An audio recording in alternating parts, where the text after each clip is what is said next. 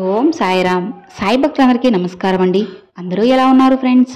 మన సాయినాథుని దయ వల్ల అందరూ బాగుండాలి మనస్ఫూర్తిగా కోరుకుంటూ ఈ వీడియోనైతే స్టార్ట్ చేస్తున్నాను. ఇక ఈరోజు వీడియోలో బాబా గారు ఏం చెప్తున్నారంటే, తల్లి ఇక నువ్వు ఏమాత్రం ఆలోచించకు. నువ్వు ఎదురు చూసేది, ఆశపడింది నీకు దక్కబోతుంది.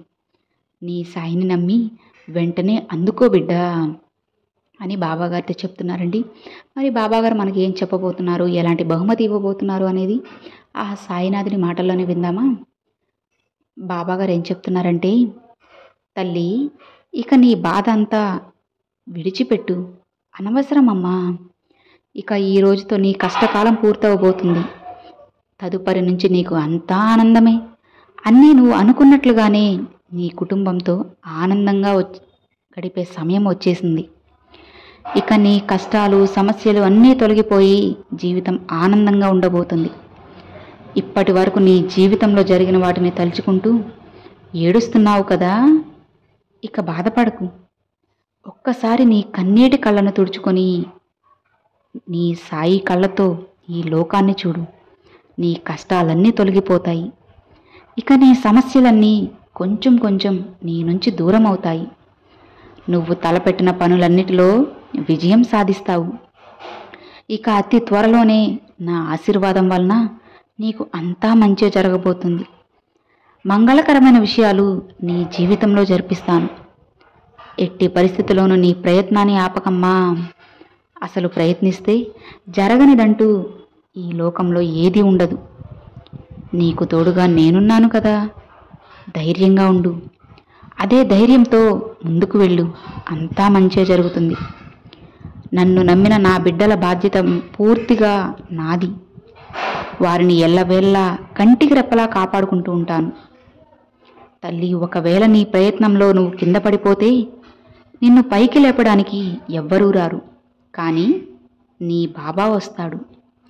ఎప్పుడు నీతోనే ఉంటాడు. ఒక్కసారి నీ చుట్టుపక్కల గమనిస్తూ ఉండు తల్లి. నువ్వు చేసే దాన ధర్మాల వల్ల నీ కుటుంబం మంచి స్థాయిలో ఉంటుంది. నువ్వు న్యాయంగా నిజాయితీగా ఉంటే నీ కష్టాలను ఆ నిజాయితీయే తరిమేస్తుంది.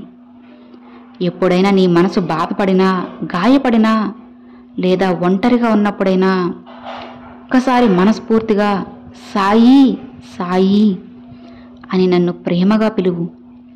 వెంటనే ఆ సాయి నామం నీ మనసులోని గాయాలకు మంచి మందులా మారుతుంది. నేను ఒంటరిని అని అనుకున్న సమయంలో నీకు తోడుగా నిలబడుతుంది నా నామం. ఒక్కటి చెప్పనా బిడ్డా, నీది నాది ఇప్పటి బంధం కాదు, జన్మ జన్మల బంధం. నీ పూర్తి నమ్మకం నాపై ఉంచి కాస్త ఓపికగా ఉండమ్మా. నీ చుట్టూ ఏం జరుగుతున్నా పట్టించుకోకు.